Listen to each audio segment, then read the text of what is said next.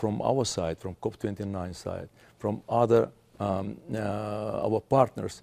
Now we need to call to the countries to action, to implementation.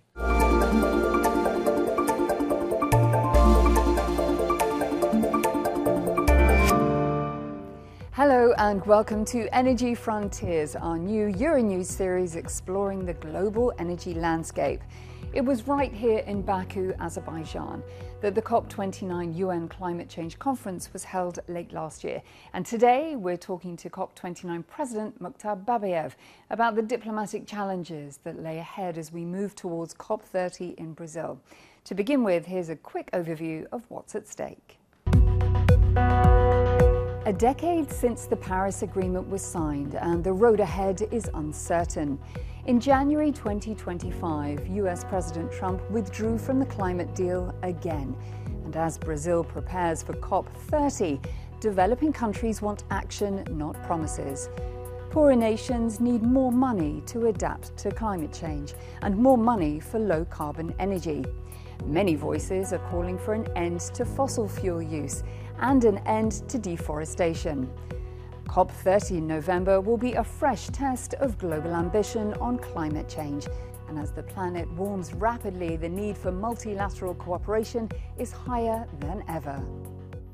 I'm delighted to say that I'm joined in studio by Mukhtar Babayev, the president of COP29. Thank you so much for being here today. Thank you for the invitation. We've seen, of course, President Trump exit the US from the Paris Agreement again. When it comes to the COP process, what impact, what bearing does this have? Our mission is to build the trust between the countries, between the parties, to be interconnector, to be the bridge between the countries. And in this case also we hope that the process, the climate process is multilateral process. We would like to see all countries to be to be the part of the discussions, of the negotiations, obligations. But we understand that each country possibly has own agenda. US is the big emitter, the big player on the carbon market, and I think we respect the position of the United States. From the global north to the global south, countries have different ambitions, different resources, timelines and priorities. It's a fragmented landscape at present. Do you believe that leadership when it comes to climate change is somewhat rudderless at this point? It's not one country as the leader of the process. I think in different regions of the world, different continents, different countries take this leadership and continue this process. And we expected the continuation of the big interest of the renewable energy. Today is already visible.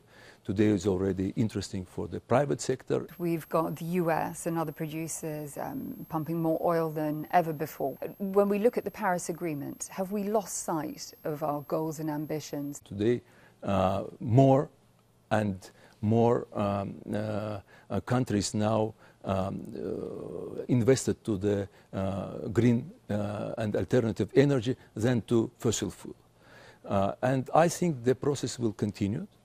For example, in Azerbaijan, we, together with our partners, we investing a lot to the green transition. But you know, the Azerbaijan is an oil and gas country. That's why I think the Paris Agreement is very good framework for the countries to cooperate and develop this energy transition in future.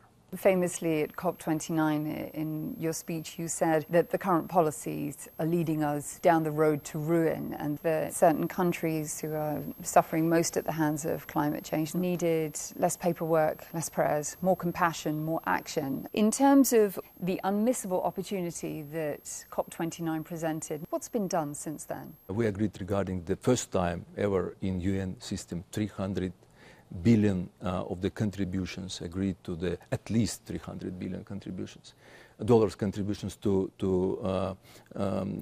developing world, to developing countries, to assist them to move their economy to the alternative energy. Another one big decision in Baku, it was Article 6 rules agreement, and I think it is also a big chance for the private sector, good conditions for the private sector to be involved in the process of the finance. At the same time, the loss and damage fund operationalization is also, we agreed all necessity frameworks and documents to start the funding already in 2025. Understanding that it's a continual process and focusing on the developing countries that you mentioned there, many left feeling frustrated, arguing that they didn't receive the funding, the financing needed for not only adaptation but mitigation. How do you respond to those criticisms? You know, sometimes some skepticism we have from the different parties,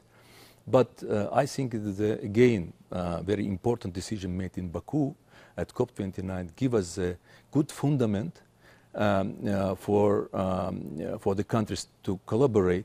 At the same time, now is our mission is continuing. That now we push the countries to perform these promises, perform these obligations. That's why this year very important. As you look to pass the baton to Brazil for COP30, what would your advice be? What must be prioritized? I think it's so very important and difficult time. And now the Brazilian team is under big pressure. Our focus is to very important process of the support of the least developed countries, small island development states and other developing countries, because now it's a time for the developed world, for the global north, to demonstrate this leadership and to provide necessity contributions. I fully agree with you, to demonstrate leadership, to provide the resources. But where is the accountability, not least for the promises made in Glasgow, in Dubai, in Baku, and through to Brazil? What mechanisms are in place to make sure that these things happen? I think the obligations of each country to perform the agreement, to perform the pledges, to perform the obligations. And I think now from our side, from COP29 side, from other our partners, now we need to call to the countries to action, to implementation.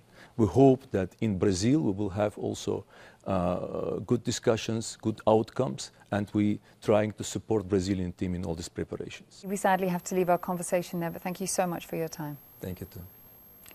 Well, that's a wrap of this episode, but join me again next time on Energy Frontiers. Until then, take care and goodbye.